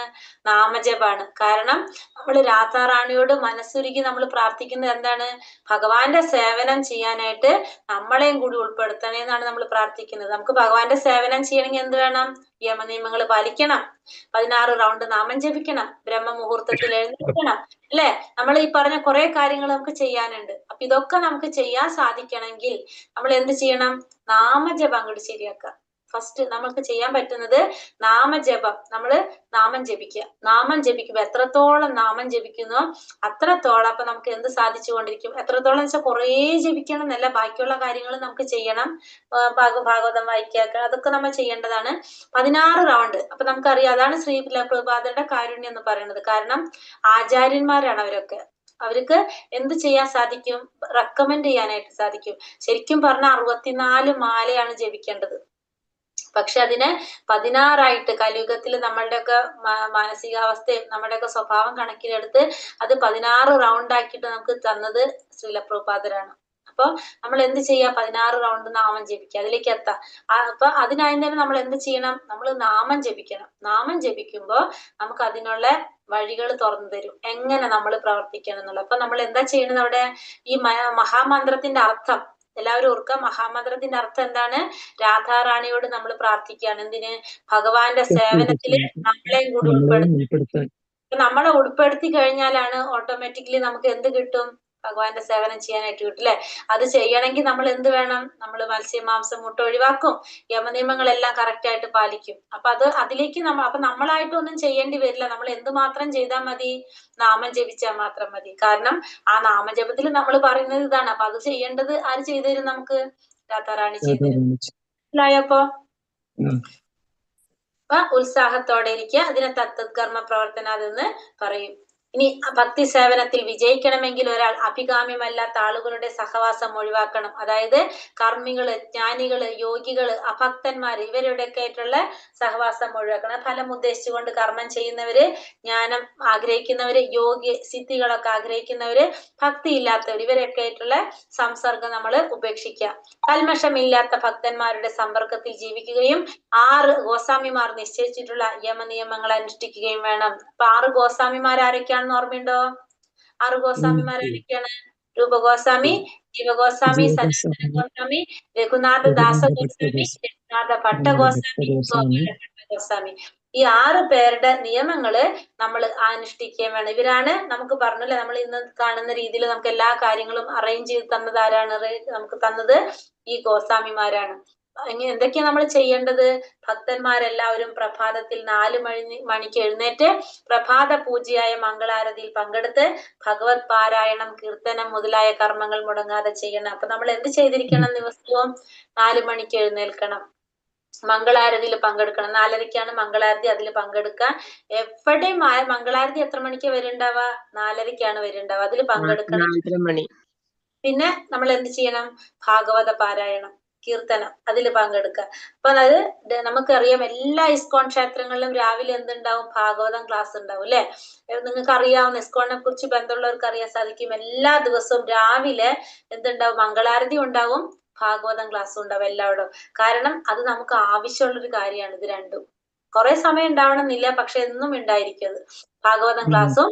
കാരണം ആ ഒരു സമയം, ആ ബ്രഹ്മ മുഹൂർത്തം നമ്മൾ നല്ല രീതിയിൽ ഉപയോഗിക്കുകയാണ് ചെയ്യുന്നത് ഭക്തന്മാര്. അതുകൊണ്ടാണ് രാവിലെ തന്നെ മംഗളാരതിയും ഈ ഭാഗവത ക്ലാസ്സും വെക്കുന്നതിന്റെ കാരണം നമ്മൾ ചെയ്യേണ്ടത് ശരിക്കും ഏത് ടൈമിലാണ്? ബ്രഹ്മ മുഹൂർത്തത്തിൽ അല്ലെ, രാവിലത്തെ സമയത്ത് നമ്മൾ ചെയ്യണം. അതുകൊണ്ട് നമ്മൾ മുടങ്ങാതെ നമ്മൾ എന്ത് ചെയ്യണം? മംഗളാരതിയിൽ പങ്കെടുക്കുക, ഭാഗവത ക്ലാസ് കേൾക്കുക, പാരായണ കീർത്തന കർമ്മങ്ങൾ ചെയ്യണം. പിന്നെ ഉത്സാഹം, ക്ഷമ, വിശ്വാസം ഇവ ഉണ്ടാവുക, അഭക്തന്മാരുമായിട്ടുള്ള സംഘം ഒഴിവാക്കുക, യമനിയമങ്ങൾ അനുസരിക്കുക. ശ്രീല രൂപഗോസ്വാമിയുടെ നിർദ്ദേശം അനുസരിച്ചാൽ ഭക്തി സേവനത്തിൽ മുന്നേറാനായിട്ട് സാധിക്കും. അധികമൊന്നും പറയണില്ല അല്ലെ, 6 കാര്യങ്ങളെ പറയുന്നുള്ളൂ. ഇതനുസരിച്ച് പോയി കഴിഞ്ഞാൽ നമുക്ക് ഭക്തി സേവനത്തിൽ മുന്നേറാനായിട്ട് സാധിക്കുന്നതാണ്. ആര് പറയണത്? രൂപഗോസ്വാമിയുടെ നിർദ്ദേശമാണിത്. അപ്പൊ നമുക്ക് ഇതിലൊരു എക്സംഷൻ പറയുന്ന വെച്ചിട്ടുണ്ടെങ്കിൽ ഇപ്പൊ വയ്യായ ഉണ്ട്, ഇപ്പൊ ചിലവരെന്ന് വെച്ചിട്ടുണ്ടെങ്കിൽ ഇതിൽ മരുന്നുകളൊക്കെ കഴിക്കുന്നവരുണ്ടാവും. നമ്മള് ശ്രീല പ്രഭുപാദർ പറഞ്ഞിരിക്കുന്ന ഒരു കാര്യം നമുക്ക് അങ്ങനെയാണ്. നമ്മള് എന്ത് വേണം? നമ്മുടെ ശരീരം കൂടി നോക്കിയിട്ട് വേണം ചെയ്യാനായിട്ട്. നമ്മുടെ ശരീരം കൂടി നമ്മൾ നോക്കണം. ഇപ്പൊ അസുഖങ്ങളുള്ളവർ, എന്തെങ്കിലും മരുന്നൊക്കെ കഴിക്കുന്നവര് ചിലപ്പോ രാവിലെ തന്നെ എഴുന്നേറ്റ ബുദ്ധിമുട്ടുള്ളവരുണ്ടാവും. അങ്ങനത്തെ ഒക്കെ പ്രശ്നങ്ങളുള്ളവർ എന്ത് ചെയ്യാ? അവർക്കത് എക്സംഷൻ ആണ്, അവര് നമ്മളെ ഒഴിവാക്കുക. അല്ലാത്തവര്, സാധിക്കുന്നവരൊക്കെ എന്ത് ചെയ്യണം? പതുക്കെ പതുക്കെ നമ്മൾ നേരത്തെ എഴുന്നേൽക്കാനായിട്ട് ശ്രമിക്കുക. എഴുന്നേറ്റ് മംഗളാരതിയിൽ അറ്റൻഡ് ചെയ്യാൻ, ഭാഗവതം ക്ലാസ് കേൾക്കുക. ഇത് രണ്ടും നമ്മൾ മുടങ്ങാതെ ചെയ്യാനായിട്ട് ശ്രമിക്കണം. കാമ്യകർമ്മം, ദാർശനിക ജ്ഞാന സമ്പാദനം, ഭൗതിക സമ്പാദനം, യോഗ സിദ്ധി ആഗ്രഹിക്കുക, ഇവ ഭക്തി സേവനത്തിന് വിപരീതമാണ്. ഇത്തരം പ്രവർത്തനങ്ങൾ ഒഴിവാക്കേണ്ടതാണ്. അപ്പൊ കാമ്യകർമ്മങ്ങൾ ചെയ്യുക, ഫലം ആഗ്രഹിച്ചുകൊണ്ട് കർമ്മം ചെയ്യുക. പിന്നെന്താണ്? ജ്ഞാന സമ്പാദനം നടത്തുന്നത്, ഭൗതികമായിട്ടുള്ള സമ്പാദനം, യോഗ സിദ്ധികൾ, കുറെ സിദ്ധികളുണ്ട് അല്ലെ, ആ സിദ്ധികൾക്കൊക്കെ വേണ്ടി ആഗ്രഹിക്കുന്നവർ, ഇതൊക്കെ ഭക്തി സേവനത്തിന് വിപരീതമായിട്ടുള്ള പ്രവർത്തികളാണ്. ഭക്തി മാർഗത്തിലുള്ള പരിപൂർണമായ ശ്രദ്ധ ഉണ്ട് ഉദ്ദിഷ്ട ലക്ഷ്യത്തിൽ എത്തിച്ചേരാം. മറ്റു മാർഗത്തിൽ പ്രവർത്തിക്കുന്നത് നമ്മെ അസ്വസ്ഥരാക്കാണ് ചെയ്യുന്നത്. അപ്പൊ ഭക്തി മാർഗത്തിലൂടെ പോയാൽ നമുക്ക് എന്ത് സാധിക്കും? ലക്ഷ്യത്തിൽ എത്താനായിട്ട് സാധിക്കും. നമ്മുടെ ലക്ഷ്യം എന്താണ്? ഗോലോക വൃന്ദാവനം, ഭഗവാനെ പ്രാപിക്കുക എന്നുള്ളതാണ്. ഈ പ്രയത്നത്തിൽ നാശമോ ഹാനിയോ സംഭവിക്കാൻ പോകുന്നില്ല. ഈ മാർഗത്തിൽ അല്പമെങ്കിലും പരിശ്രമം ഏറ്റവും വലിയ ആപത്തിൽ നിന്നും സാധകനെ രക്ഷിക്കും. പതനം സംഭവിച്ച ഭക്തന് അടുത്ത ജന്മത്തിൽ താൻ എവിടെ നിർത്തിയോ അവിടെ നിന്ന് ഭക്തിയുത സേവനം ചെയ്യാൻ തുടങ്ങാൻ കഴിയും. നല്ല ഗുണങ്ങൾ ഒരു ഭക്തനിൽ അനായാസം വന്നു ചേരുന്നു. ഒരു ബാഹ്യ പ്രവർത്തനത്തിന്റെയും ആവശ്യമില്ല. ശുദ്ധ ഭക്തി പരിശീലിക്കുന്ന ഒരുവനിൽ ദേവന്മാരുടെ ഗുണങ്ങൾ ഉണ്ടാകുന്നു. അപ്പൊ നമുക്കറിയാം ഭക്തിയുടെ സേവനത്തിന് ഒരിക്കലും എന്തില്ല, നാശോ ഹാനിയോ സംഭവിക്കുന്നില്ല. നമുക്കറിയാലോ, സ്വല്പമപ്യസ്യ ധർമ്മസ്യ ത്രായത്തെ മഹതോ ഭയാത് 2-ാമത്തെ അധ്യായത്തിൽ പറയുന്നുണ്ട്. നഹാഭിക്രമിനാശോസ്തി പ്രത്യവായോന വിദ്യത്തെ സ്വല്പമപ്യസ്യ ധർമ്മസ്യ ത്രായത്തെ മഹതോ ഭയാത്. അതായത് ചെറിയ സ്വല്പം ചെയ്താൽ പോലും നമുക്ക് എന്താണ്, ഭഗവാൻ നമ്മൾ എന്തിൽ നിന്ന്, ഭയങ്ങളിൽ നിന്ന് രക്ഷപ്പെടുത്തുന്ന പറയുന്നത്. അപ്പൊ സ്വല്പമപ്യസ്യ ധർമ്മസ്യ, ചെറിയൊരു പരിശ്രമം മതി നമ്മളെ ഭഗവാൻ മഹാഭയങ്ങളിൽ നിന്ന് രക്ഷപ്പെടുത്തുന്ന പറയുന്നത്. അപ്പൊ അത്രയും കാരുണ്യവാനാണ് ആര്, ഭഗവാൻ. പിന്നെ അഥവാ നമ്മൾ ഇതൊക്കെ ചെയ്തു, നമുക്ക് പതനം സംഭവിച്ചു, നമ്മൾ ആഗ്രഹിച്ചു, നമ്മൾ ഇതൊക്കെ തുടങ്ങി, 16 റൗണ്ട് നാമം ജപിക്കാൻ തുടങ്ങി, ഭാഗവതം ക്ലാസ് കേൾക്കാൻ തുടങ്ങി, നമ്മൾ പതുക്കെ നമുക്ക് എന്ത് വരാൻ തുടങ്ങി, നമുക്ക് ആ മാറ്റം സംഭവിക്കാൻ തുടങ്ങി. പക്ഷെ നമ്മളെ സാഹചര്യം കൊണ്ടോ എന്തെങ്കിലും കാരണം കൊണ്ട് പിന്നീട് നമുക്കത് കണ്ടിന്യൂ ചെയ്യാൻ സാധിച്ചില്ല. അപ്പൊ പിന്നെ അതിനുശേഷം നമുക്ക് മരണമൊക്കെ സംഭവിച്ച എന്താ സംഭവിക്കുന്നത്, നമ്മൾ എവിടെ വെച്ചാണ് നിർത്തിയത് അവിടെ നിന്ന് നമുക്കത് തുടങ്ങാൻ സാധിക്കും. ഈ ജന്മത്തില് നമ്മൾ അത് എവിടെ വെച്ച് നിർത്തിയോ അവിടെ നിന്ന് വെച്ച് നമുക്ക് ജന്മം ചെയ്യാനായിട്ട് സാധിക്കും. അപ്പൊ അതുകൊണ്ട് നമ്മൾ എന്ത് ചെയ്യണം, നമുക്ക് പറ്റാവുന്നിടത്തോളം നമുക്ക് പറ്റുന്ന പോലെ ചെയ്തു പോകണം. ആ ചെയ്യുന്നതിന്റെ ഫലം നമുക്ക് എന്തായാലും ഉണ്ടാവും. അത് 2 തരത്തിൽ നമുക്കത് പറയാം. അപ്പൊ നമ്മൾ ശരിക്കും ആത്മാർത്ഥമായിട്ട് നമുക്ക് ഭഗവാനെ നമ്മൾ വിശ്വസിച്ച് ആഗ്രഹിച്ച് നമ്മള് എന്താ പറയാ, ഒട്ടും മനസ്സിന് ഒരു മാറ്റമൊന്നും ഇല്ലാതെ, ചാഞ്ചല്യൊന്നും ഇല്ലാതെ ഭയങ്കര ശ്രദ്ധയോടുകൂടി നമുക്ക് ചെയ്യാൻ സാധിച്ചു കഴിഞ്ഞാൽ അതെന്തായി, പെർഫെക്റ്റ് ആയിട്ടുള്ള ഒരു ജപായി മാറി. അല്ല, നമ്മൾ ചെയ്യാണ് പക്ഷെ മനസ്സ് പല സ്ഥലത്തേക്ക് പോകാണ്, അങ്ങനെയൊക്കെ ആണെങ്കിലും അതിന്റെ ഫലം എന്താണ്, അപ്പോഴും ഫലം കിട്ടും. 2നും ഫലം കിട്ടും. അതായത് നമ്മളിപ്പോ എന്താ പറയാ, ഒരു ക്വസ്റ്റ്യൻ ആൻസർ എഴുതുമ്പോൾ പെർഫെക്റ്റ് ആയിട്ട് ആൻസർ എഴുതിയ ഫുൾ മാർക്ക് കിട്ടും. അല്ലാത്തവർക്കും ടീച്ചർ അത് അറ്റൻഡ് ചെയ്തതിന് മാർക്ക് കൊടുക്കും. ഇല്ലേ, നമ്മൾ അങ്ങനെയല്ലേ ചെയ്യാ ടീച്ചേഴ്സ്? ഒരു ക്വസ്റ്റ്യന്റെ ആൻസർ നല്ലതായിട്ട് ആൻസർ എഴുതിയാൽ അതിന് ഫുൾ മാർക്ക് കൊടുക്കും. പക്ഷെ അത്ര നന്നായിട്ട് എഴുതിയിട്ടില്ല, പക്ഷെ അത് അറ്റൻഡ് ചെയ്ത് ഒരുവിധം വന്നിട്ടുണ്ടെങ്കിൽ അവർക്ക് എന്ത് കൊടുക്കും, അവർക്കും മാർക്ക് കൊടുക്കും. അതേപോലെ തന്നെ നന്നായിട്ട് നാമം ജപിച്ച അതിന്റെ ഫലം നമുക്ക് വേറെ കിട്ടും. അല്ല, നമ്മൾ നാമജപം അത്ര പെർഫെക്റ്റ് അല്ല എങ്കിലും നമ്മൾ ചെയ്ത കർമ്മത്തിന്റെ ഫലം നമുക്ക് കിട്ടും. നമ്മൾ ചെയ്യുന്നത് എന്താണ്, ഒരു പുണ്യപ്രവർത്തിയാണ് ചെയ്യുന്നത്. ഭഗവാന്റെ നാമം ജപിക്കാന്ന് വെച്ചാൽ എന്താണ്, അതീന്ദ്രിയമായിട്ടുള്ള ഭഗവാന്റെ നാമം നമ്മൾ ചെയ്തുകൊണ്ടിരിക്കുകയാണ്. എക്സസൈസ് ആയിട്ട് കൂട്ടിയാൽ നമ്മൾ എവിടെ എന്താ ചെയ്യുന്നത്, ഭഗവാന്റെ നാമം.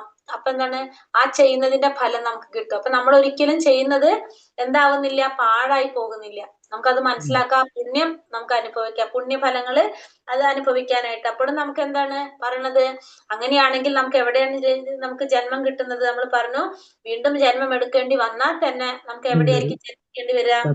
ഭക്തിയുള്ള കുടുംബത്തിൽ. 6-ാമത്തെ ഭഗവാൻ പറയുന്നുണ്ട് അല്ലെ, എങ്ങനെയുള്ള കുടുംബത്തിലെ ജന്മം എടുക്കേണ്ടി വരുന്നത്?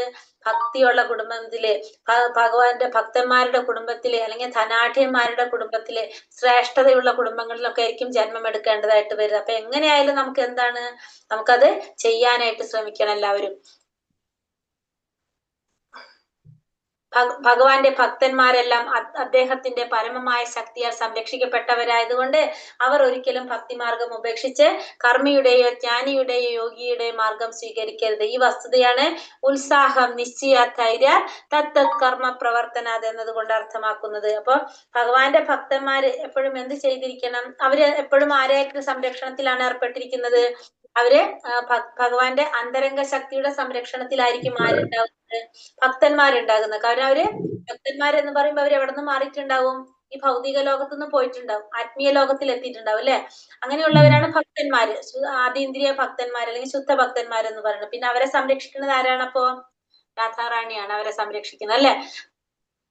അപ്പൊ അങ്ങനെയുള്ളവരെ ആരാണ് സംരക്ഷിക്കുന്നത്? രാധാറാണിയാണ് സംരക്ഷിക്കുന്നത്. അവര് അപ്പൊ എന്താ അവിടെ പറഞ്ഞു വരുന്നത്, സംരക്ഷിക്കപ്പെട്ടവരായതുകൊണ്ട് അവർ ഒരിക്കലും പിന്നെ ഏത് മാർഗത്തിലേക്ക് പോകുന്നില്ല, ഒരു കർമ്മിയുടെ, ജ്ഞാനിയുടെ, യോഗിയുടെ മാർഗത്തിലേക്ക് അവർ പോകുന്നില്ല. അതിനെയാണ് നമ്മൾ എന്ത് പറയണത്, ഉത്സാഹ, നിശ്ചയ, ധൈര്യ തത്തത് കർമ്മ പ്രവർത്തനാത് എന്ന് പറയുന്നത്. ഭക്തിക്ക് അനുയോജ്യമായ യമനിയമങ്ങൾ ഉത്സാഹം കൊണ്ടും ക്ഷമയോടും ധൈര്യത്തോടും കൂടി ചെയ്തുകൊണ്ടിരിക്കണം. അങ്ങനെയായാൽ ഭക്തി മാർഗത്തിൽ പുരോഗതി നേടാനായിട്ട് സാധിക്കും.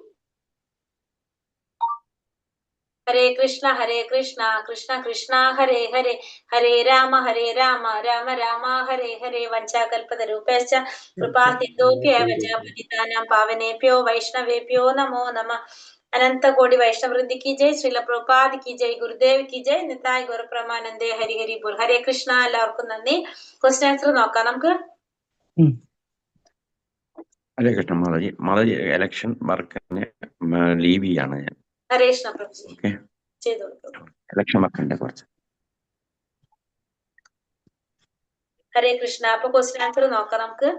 എന്താ ക്വസ്റ്റ്യൻ ആൻസറിൽ ഫസ്റ്റത്തെ ക്വസ്റ്റ്യൻ ഈ മൂന്നാമത്തെ ഭക്തിയിൽ മുന്നേറാൻ വേണ്ട 6 കാര്യങ്ങൾ. 8 മണിക്ക് അവിടെ എത്തണ്ടേ? എന്തൊക്കെയാണ് പറഞ്ഞോളൂ. 8 മണിക്ക് അവിടെ എത്തണ്ടേ? ഉത്സാഹം, വിശ്വാസം, ക്ഷമ, ഭക്തിയുടെ സേവനത്തിന് അനുഗുണമായ പ്രവർത്തനങ്ങൾ ചെയ്യുക, അഭക്തന്മാരുമായിട്ടുള്ള കൂട്ടുകെട്ട് ഉപേക്ഷിക്കുക, പൂർവാചാര്യരുടെ കാൽപാദങ്ങൾ അവരുടെ പിന്തുടരുക. ഇത്രയും കാര്യങ്ങള് നമ്മളെ ഭക്തിയെ നമുക്ക് പ്രോത്സാഹിപ്പിക്കാൻ ഉതകുന്ന കാര്യങ്ങളാണ്. 6 കാര്യങ്ങളാണ് ഈ പറഞ്ഞത്. രണ്ടാമത്തെ ക്വസ്റ്റ്യൻ എന്താണ്? ശ്രീരൂപ ഗോസ്വാമി ഭക്തിയുടെ സേവനത്തെ പറ്റി ഭക്തിരസാമൃത സിന്ധുവിൽ പറഞ്ഞിരിക്കുന്നത് എന്താണ്? അന്യാഭിലാഷിത ശൂന്യം ജ്ഞാനകർമാതിനാവൃതം ആനുകൂലേന കൃഷ്ണാനു ശീലനം ഭക്തിരുത്തമ അല്ലെ പറഞ്ഞിരിക്കുന്നത്. അന്യാഭിലാഷങ്ങൾ, ഒരഭിലാഷങ്ങളും ഇല്ലാതെ നമ്മൾ എന്ത് ചെയ്യണം? നമ്മള് ആഗ്രഹങ്ങളോ അഭിലാഷങ്ങളോ ഒന്നും ഇല്ലാതെ നമ്മൾ എന്ത് ചെയ്യണം? ആനുകൂലേന കൃഷ്ണാനു ശീലനം ഭക്തിരുത്തമ. ഭഗവാൻ അനുകൂലമായ രീതിയിലായിരിക്കണം നമ്മൾ എന്ത് ചെയ്യേണ്ടത്? ഭക്തി ചെയ്യേണ്ടത്. അതാണ് ഭക്തിയിൽ ഏറ്റവും ഉത്തമമായ ഭക്തി. നമുക്കറിയാവുന്നതാണ്, കംസനും ഭഗവാനെ ആരാധിച്ചിരുന്നു, ഭഗവാൻ ഓർത്തിരുന്നു. ഭഗവാൻ എപ്പോഴും പറഞ്ഞ സതതം കീർത്തയന്തോമാം അല്ലെ, എപ്പോഴും ഭഗവാനെ കീർത്തിക്കണം, എപ്പോഴും ഭഗവാനെ സ്മരിക്കണം എന്നാ ഭഗവാൻ പറയണത്. കംസനും ഭഗവാൻ ഓർത്തിരുന്നു, ഭക്തന്മാരും ഭഗവാൻ ഓർക്കുന്നുണ്ട്. കംസൻ പക്ഷെ എങ്ങനെ ഓർത്തിരുന്നത്? കംസൻ അനുകൂലമായിട്ടാണ്, ഭഗവാൻ അനുകൂലമായിട്ടാണ് ഓർത്തിരുന്നത്. അപ്പൊ അതുകൊണ്ടാണ് അവിടെ പറയുന്നത് ആനുകൂലേന കൃഷ്ണാനുശീലനം ഭക്തിരുത്തമ. ഭക്തിയിൽ ഏറ്റവും ഉത്തമമായ ഭക്തി എന്ന് പറയുന്നത് ഭഗവാൻ അനുകൂലമായ രീതിയിൽ ഭഗവാനെ കുറിച്ച് ചിന്തിക്കുക. അല്ലാത്ത ചിന്ത എന്തല്ല? ഉത്തമമായ ഭക്തിയല്ല അല്ലെ. അതുകൊണ്ടാണ് അവിടെ അതെടുത്ത് പറയുന്നത്. നവവിധ ഭക്തി ഏതൊക്കെയാണ്? ശ്രവണം, കീർത്തനം, വിഷ്ണു സ്മരണം, നിവേദനം. ശ്രവണം, കീർത്തനം, വിഷ്ണു സ്മരണം, പാദസേവനം, അർച്ചനം, വന്ദനം, നിവേദനം. അടുത്തത് ഭഗവത്ഗീത 4:34 ശ്രവണത്തെ പറ്റി പറഞ്ഞിരിക്കുന്നത് എന്താണ്? 4:34 തദ്വിധി പ്രണിപാതേന പരിപ്രശ്നേന സേവയ ഉപദേശിത്തെ ജ്ഞാനം ജ്ഞാനിന തത്വദർശിന. ഒരു ഗുരുവിൽ നിന്ന് നമ്മൾ പ്രകാരം അറിവ് ഭഗവാനെ കുറിച്ച് ഹരേ കൃഷ്ണ പരമമായ തത്വത്തെ കുറിച്ച് മനസ്സിലാക്കാനായിട്ട് ശ്രമിക്കണം. ഗുരുവിനെ സേവിച്ച് ആ ഗുരുവിൽ നിന്ന് ആ സത്യത്തെ കുറിച്ച് അറിയാൻ ശ്രമിക്കണം. ആത്മജ്ഞാനം നേടിയ വ്യക്തിക്ക് നമുക്ക് വേണ്ട ആ സത്യത്തെ കുറിച്ച് മനസ്സിലാക്കി തരാനായിട്ട് സാധിക്കും. ഭഗവത്ഗീതയിലെ പോയിന്റ് നോക്കിക്കോളാം. ഭക്തിയോഗം പൂർണ്ണതയിൽ എത്തണമെങ്കിൽ എങ്ങനെ പ്രവർത്തിക്കണം? ഭക്തിയോഗം പൂർണ്ണതയിൽ എത്തണമെങ്കിൽ നമുക്ക് എങ്ങനെയാണ് പ്രവർത്തിക്കേണ്ടത്? നാമജപം സ്ഥിരമായി ജപിക്കുക. 16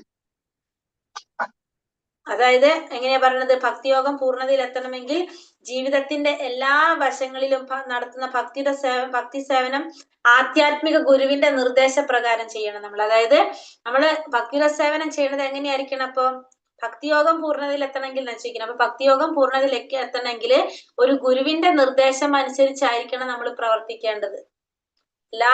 ജീവിതത്തിന്റെ എല്ലാ തുറകളിലും നടത്തുന്ന ഭക്തി സേവനം ആ ഗുരുവിന്റെ നിർദ്ദേശപ്രകാരം ചെയ്യണം. കാരണം എന്താണ്? ആ ഗുരുവിലൂടെയാണ് നമുക്ക് ആരിലെത്താൻ സാധിക്കുന്നത്? ഭഗവാനിലേക്ക് എത്താൻ സാധിക്കുന്നത്. നമുക്ക് ഡയറക്റ്റ് കയറി പോകാനായിട്ട് സാധിക്കില്ല. നമുക്ക് ആരിലൂടെ പറ്റുള്ളൂ? ഗുരുവിലൂടെ പറ്റുള്ളൂ. കാരണം നമുക്ക് അതിനുള്ള യോഗ്യതയില്ല. നമ്മള് ആ ഗുരുവാണ് നമ്മളെ കൊണ്ടുപോകാനായിട്ടുള്ള ആ ഒരു എന്തെടുക്കുന്നത്, ചാലഞ്ച് ഏറ്റെടുക്കുന്നത് ഗുരുവാണ്. അപ്പൊ അതുകൊണ്ട് ഗുരുവിന്റെ നിർദ്ദേശപ്രകാരമാണ് ചെയ്യേണ്ടത്. ഉത്സാഹം എന്നതുകൊണ്ട് അർത്ഥമാക്കുന്നത് എന്താണ്? ഉത്സാഹം എന്ന് വെച്ചാൽ എന്താണ്? ഉത്സാഹം കൃഷ്ണാഭാവത്തോടുകൂടി ബുദ്ധിപൂർവ്വം സത്വഗുണ പ്രയത്നത്തെ ഉത്സാഹം എന്ന് പറയുന്നു. ഉത്സാഹം എന്ന് വെച്ചാൽ കൃഷ്ണാവബോധത്തോടു കൂടിയുള്ള ബുദ്ധിപൂർവ്വം നടത്തുന്ന പ്രയത്നത്തെ, അതിനെയാണ് ഉത്സാഹം എന്ന് പറയുന്നത്. കൃഷ്ണാവബോധത്തിൽ ക്ഷമയുടെ പ്രാധാന്യം എന്താണ്? പ്രവർത്തനങ്ങൾ ക്ഷമയോടെ ചെയ്യുക. ക്ഷമയോടെ ചെയ്യണം അല്ലെ. ക്ഷമയും വിശ്വാസം നമുക്ക് ആവശ്യമാണ്. ക്ഷമയ്ക്ക് സ്ഥാനമുണ്ട്. കാരണം എന്താണ്? ക്ഷമ ഒരു ഗുരുവിന്റെ നിർദ്ദേശങ്ങൾ അനുസരിച്ച് ആ ഗുരുവിലും കൃഷ്ണനിലും സമർപ്പണ ബുദ്ധിയോട് കൂടി ചെയ്തു തീർക്കണം. അപ്പൊ അതുകൊണ്ട് നമുക്ക് അവിടെ എന്താവശ്യമാണ്? ക്ഷമയോടെ കാത്തിരിക്കണം. ക്ഷമ നമുക്ക് അത്യാവശ്യമാണ്. അപ്പൊ അത് നമുക്കറിയാം. ഇപ്പൊ ഭഗവാൻ ശ്രീകൃഷ്ണൻ ഗുരുകുലത്തിൽ ആയിരുന്നു അല്ലെ. ഭഗവാൻ ആ എല്ലാ അറിവും നേടാനായിട്ട് പോയത്. ആ ഗുരുകുലത്തിൽ പോയി താമസിച്ച് ആ ഗുരുവിന്റെ സേവനം ചെയ്ത് ക്ഷമയോടെ അവിടെ പഠിച്ചിട്ടാണ് ആര് അറിവ് നേടിയത്? ഭഗവാൻ അല്ലെ. നമ്മൾ ക്ഷമയോടെ കാത്തിരിക്കണം. ആ ക്ഷമ നമുക്ക് അത്യാവശ്യമാണ്. അല്ലാണ്ട് നമ്മള് ഇന്ന് ചേർന്ന ഇന്ന് തന്നെ കിട്ടും എന്ന് നമുക്ക് പറയാം. ഇപ്പൊ 1ാം ക്ലാസ്സിൽ അഡ്മിഷൻ എടുത്താൽ പിറ്റുന്നാൽ തന്നെ നമുക്ക് ഡിഗ്രിയുടെ സർട്ടിഫിക്കറ്റ് കിട്ടില്ല അല്ലെ. 1, 2, 3, 4 ഓരോ വർഷവും കണ്ടിന്യൂസ് ആയിട്ട് പഠിച്ചു പോയാൽ മാത്രമേ നമുക്ക് എന്ത് കിട്ടുള്ളൂ? നമുക്ക് ആ ഡിഗ്രി ലെവലിൽ സർട്ടിഫിക്കറ്റ്. ക്ഷമ നമുക്ക് അത്യാവശ്യമാണ് എന്ന് മനസ്സിലാക്കാം. അവശ്യം രക്ഷിതേ കൃഷ്ണ എന്നതുകൊണ്ട് എന്താണ് ഉദ്ദേശിക്കുന്നത്? കൃഷ്ണൻ തീർച്ചയായും എന്നെ രക്ഷിക്കും. സമയത്ത് നമുക്ക് വിശ്വാസം ഉണ്ടാവണം. അതായത് നമ്മളെ നിശ്ചയമായിട്ടും രക്ഷിക്കും എന്നുള്ളൊരു വിശ്വാസം നമ്മളിൽ ഉണ്ടാകണം. തത്തത് കർമ്മ പ്രവർത്തന എന്നതുകൊണ്ട് എന്താണ് ഉദ്ദേശിക്കുന്നത്? 16 മാല ജപിക്കുക, യമ നിയമങ്ങളിൽ നിയന്ത്രണം പ്രവർത്തനങ്ങൾ വിശ്വസ്തയോടെ പാലിക്കുക. അതൊക്കെയാണ് തത്തത് കർമ്മ പ്രവർത്തന. ഭക്തിയുത സേവനത്തിന് അനുകൂലമായിട്ടുള്ള രീതിയിലുള്ള പ്രവർത്തനങ്ങൾ. അതാണ് തത്തത് കർമ്മ പ്രവർത്തന എന്ന് വെച്ചാൽ ഭക്തിയുടെ സേവനത്തിന് അനുകൂലമായ പ്രവർത്തനങ്ങളെയാണ് തത്തത് കർമ്മ പ്രവർത്തന എന്നതുകൊണ്ട് അർത്ഥമാക്കുന്നത്. ഹരേ കൃഷ്ണ. മനസ്സിലായോ എന്നെടുത്ത 3ാമത്തെ ഉപദേശം? എല്ലാവർക്കും ക്ലിയർ ആയോ?